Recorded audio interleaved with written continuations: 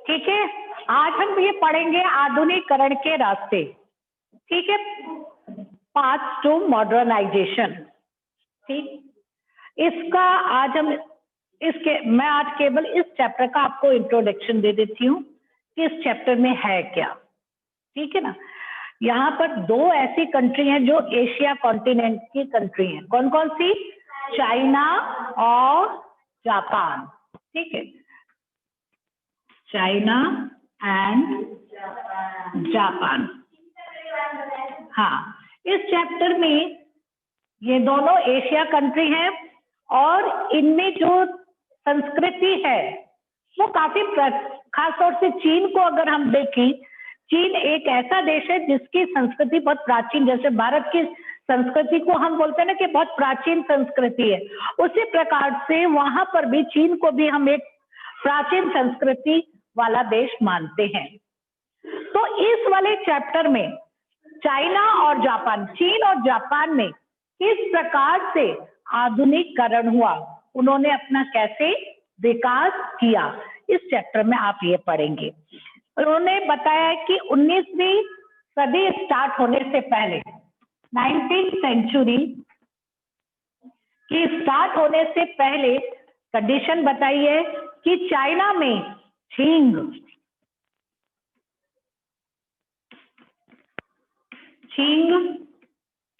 राजवंश का शासन था। छिंग वहां पर एक बहुत बड़ी राजवंश है, सत्ता थी। 19th सेंचुरी के शुरुआत होने से पूर्व एक ऐसी स्टैब्लिश्ड सत्ता थी कि लोगों को ऐसा विश्वास था कि ये राजवंश कभी भी समाप्त नहीं होगा। जैसे हमारे यहाँ पे भी बहुत सारे राजा आए हैं, बहुत सारी डायनेस्टी हुई हैं, जैसे चंद्रगुप्त, गुप्त राजवंश, है ना, मौर्य राजवंश, पढ़े आपने ये सारे? बोलिए। हाँ, यस मैम। तो इसी प्रकार से यहाँ पर भी, जैसे हमारे यहाँ पे ये कहा जाता है कि अशोक का जो काल था, है ना, अशोक यानी मौर्य काल, मौर्य राजवंश, अशोक किस शासन काल के थे? मौर्य शासन काल के। मालूम है अशोक के बारे में कुछ? क्यों भूल गए? अपनी कंट्री का इतिहास तो याद रहना चाहिए। चलो, चंद्रगुप्त मौर्य कौन था ये तो सब जानते होंगे, सीरियल भी देखा है आपने। हाँ, बताइए इधर, कौन था चंद्रगुप्त मौर्य? कनिका, कनिका। Yes ma'am. कौन था Yes, चंद्रगुप्त मौर्य? कौन थे?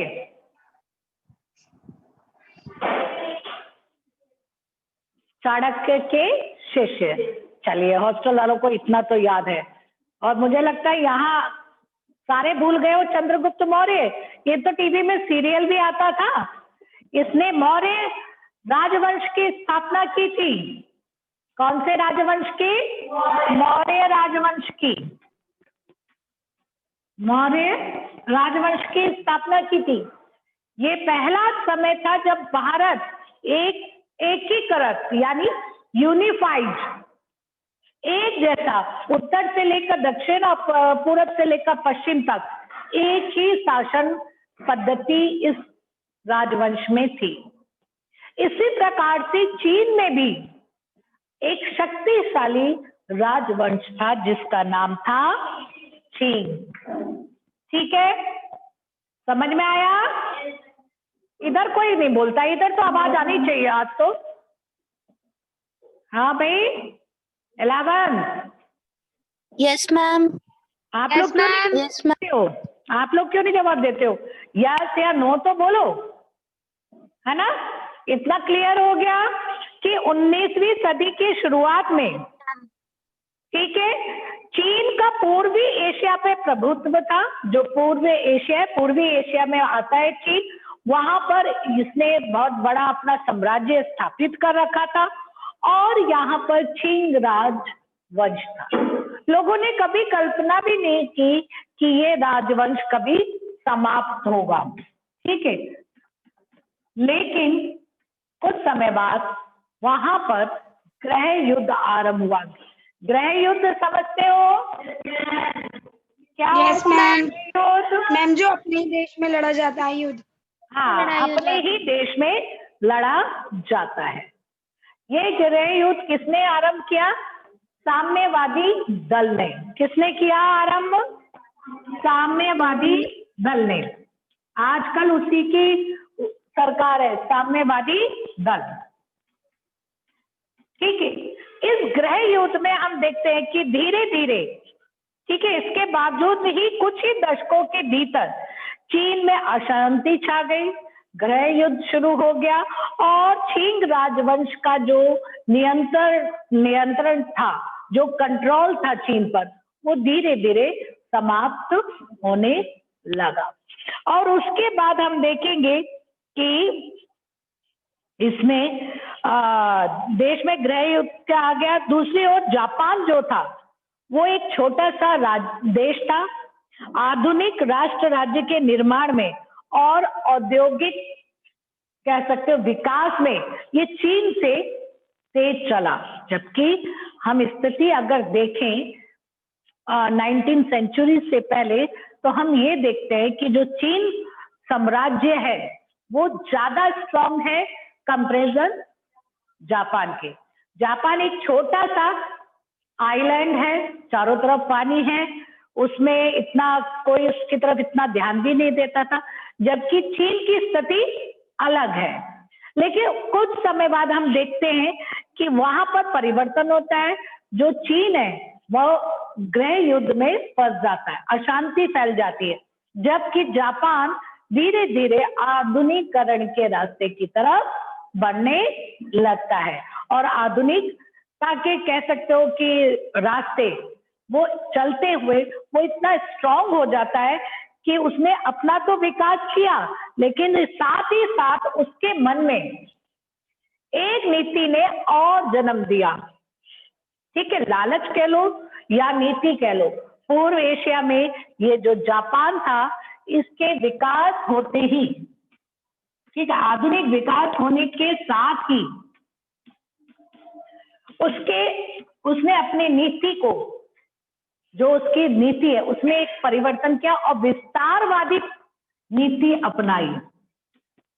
विस्तारवादी, ठीक है, विस्तारवादी नीति का मतलब वो इतना स्ट्रांग हो गया था कि वो भी यूरोपीय देशों के भांति अन्य देशों पर अपना अधिकार जमाना चाहता है। विस्तार माने अपने देश की सीमाओं को बढ़ाना, दूसरे देशों पर अधिकार करना। क्लियर हो गया विस्तारवादी का मतलब? विस्तारवादी का मतलब है कि अपने देश की सीमाओं को आगे तक बढ़ाना या दूसरे देशों पर आक्रमण करके उन देशों को अपने अधीन कर लेना। ठीक है, इसके बाद क्या हुआ कि इसने इसी विस्तारवादी नीति के कारण सेकेंड वर्ल्ड वॉर में अमेरिका के साथ युद्ध किया। मालूम है सबको? बोलिए, इतना मालूम है कि नहीं है? हाँ, तो इस यस मैम। हाँ, इस युद्ध का क्या, हाँ, क्या नतीजा हुआ? इस युद्ध का नतीजा क्या हुआ? बोलिए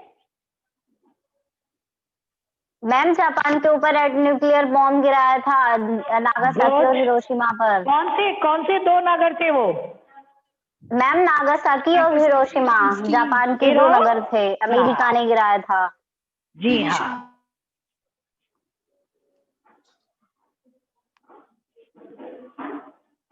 तो इस तरीके से इसका अमेरिका के से युद्ध हुआ और उसमें इसको हार मिली। ठीक है, और हार मिलने के बाद इसके जो विस्तारवादी नीति में अंकुश लगा, उससे पहले उसने ताइवान,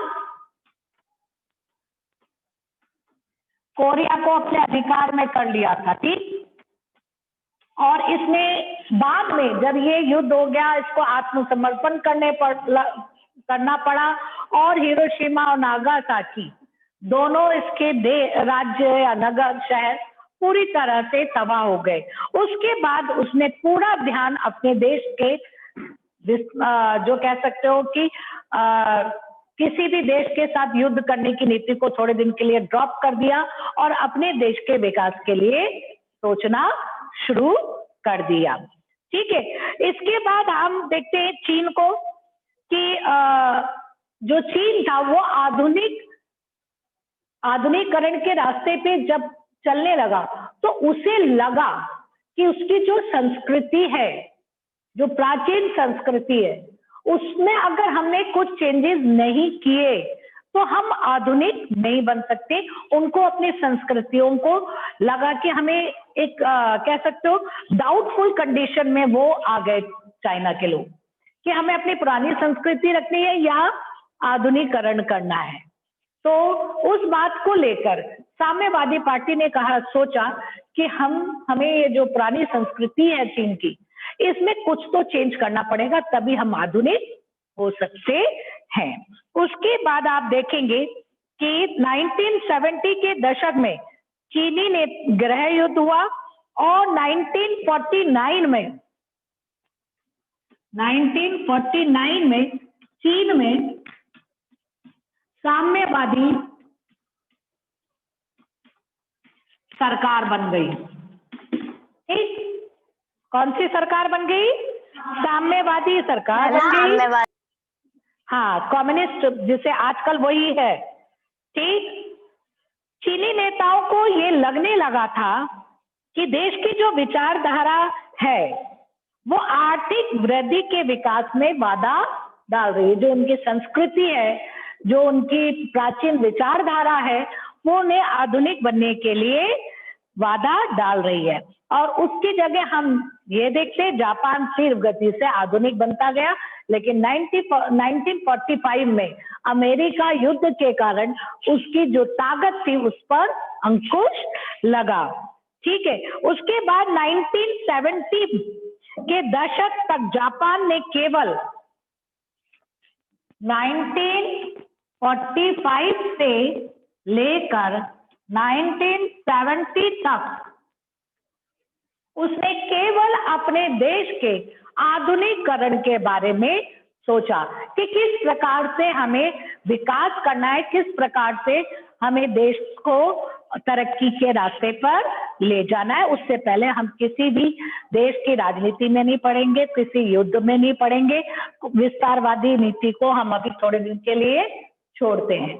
और 1945 से लेकर 1970 तक उसने केवल क्या किया?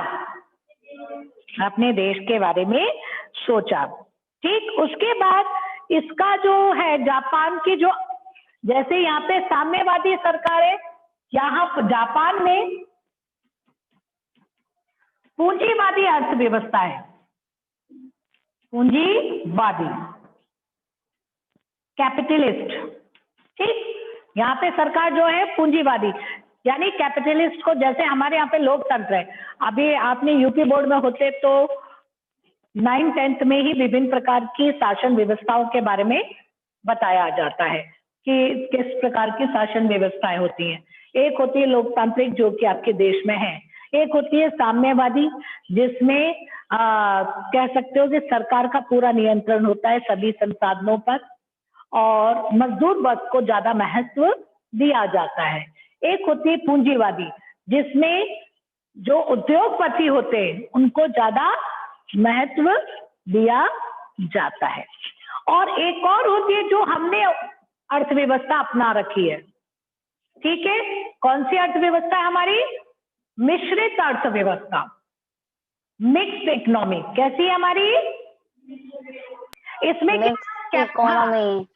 हाँ, हम क्या करते हैं? हाँ, हम कैपिटलिस्टों को भी करते हैं कि आप लोग विकास कीजिए, लेकिन हम साथ में जो सोशल है ना, जो सोशल आप कह सकते हो मजदूर, जो आम लोग हैं, उनको भी साथ लेकर चलते हैं। हम केवल पूंजीवादियों के बारे में नहीं सोचते हैं कि केवल पूंजीवादी के हित के बारे में सोचेंगे, हम समाज के सभी वर्गों को साथ लेकर चलते हैं। तो हम दोनों अर्थव्यवस्थाओं को, कुछ गुण साम्यवादी के, कुछ गुण पूंजीवादी के, जो अच्छे अच्छे गुण है वो हमने अपना रखे अपनी अर्थव्यवस्था में। यही कारण है कि हम कहते हैं कि भारत की जो अर्थव्यवस्था है वो एक मिश्रित अर्थव्यवस्था है। ठीक है, इसके बाद आप देखिए पेज नंबर 233 में, जब भी हम किसी देश के बारे में, उसके इतिहास के बारे में पढ़ते हैं तो थोड़ा बहुत हमें उसकी भौगोलिक रचना के बारे में भी जानकारी रहनी चाहिए। तो इसमें सबसे पहले देखो बताया है चीन और जापान दोनों की भौगोलिक जो संरचना है दोनों में अंतर है। एक तो आपका क्या है, आइलैंड है, ठीक है ना, उसके चारों ओर पानी है, ठीक है, द्वीपीय, और चीन विशालकाय महाद्वीपीय देश है जिसमें कई तरह की जलवायु पाई जाती है। और इसमें देखो चीन में वो भी वैसे आइलैंड की तरह ही है लेकिन बहुत बड़ा है। अगर हम जापान को उसके कंपेयर करें तो जापान बहुत छोटा देश है चीन की अपेक्षा, और चीन में विभिन्न प्रकार की जलवायु पाई जाती है। दूसरी, चीन में एक और बात कही, उसकी जो 3 प्रमुख नदियां हैं, एक है आपकी पीली नदी हुआंग, दूसरी है यंगत्से नदी चोंगजियांग, दुनिया की तीसरी सबसे लंबी नदी है, और तीसरी है आपकी पर्ल नदी। देश का सबसे अधिकांश हिस्सा इसका पहाड़ी क्षेत्र है, ठीक है ना, पहाड़ी क्षेत्र है ये चीन। ठीक, इसके बाद हान, ये छोटे छोटे क्वेश्चन है आपके, एक एक नंबर के साथ साथ लिखते चलो कि चीन में कितनी प्रमुख नदियों के नाम लिखिए, चीन की प्रमुख नदियों के नाम लिखिए।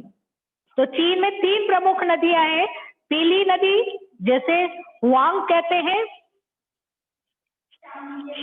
दूसरी है यंगत्से नदी चोंगजियांग जो दुनिया की तीसरी लंबी नदी है। ठीक है, तो ये बताओ दुनिया की सबसे बड़ी नदी कौन सी है? सबसे बड़ी, ये तो तीसरी है मैम नील रिवर। यस सबसे मैम। लंबी, वेरी गुड, चलो ये तो मालूम है, वेरी गुड। तो ये तीसरे नंबर पर आती है। दूसरे पे कौन सी आती है? किसने कहा चोंगजियांग आती है? दूसरी कौन सी है बच्चों बताओ?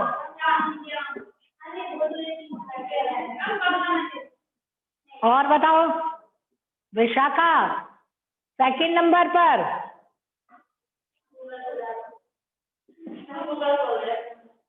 सारे बच्चे गूगल खोल रहे हो? दुनिया की सेकंड लंबी नदी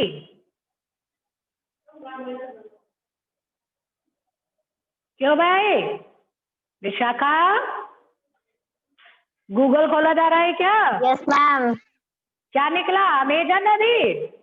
मैम अमेजन, हाँ जी। हाँ जी, हमने तो बिना गूगल खोले बताया आपको। चलिए, पहली नील, फिर अमेजन, और फिर ये आपकी नदी। ठीक है, तो एक क्वेश्चन आपका तैयार हो गया। चीन की 3 प्रमुख, या चीन में कितनी नदियां हैं, या चीन की 3 प्रमुख नदियों के नाम लिखो। उसके बाद चीन में जो सबसे बड़ी जाति या सबसे बड़ी समूह, जो जातीय समूह है वो कौन सा है? हान। ठीक है, हान।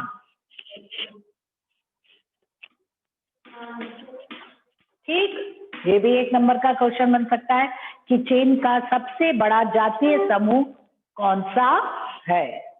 लिखिए।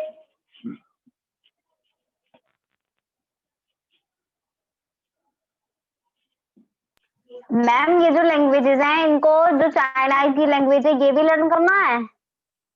नहीं नहीं नहीं,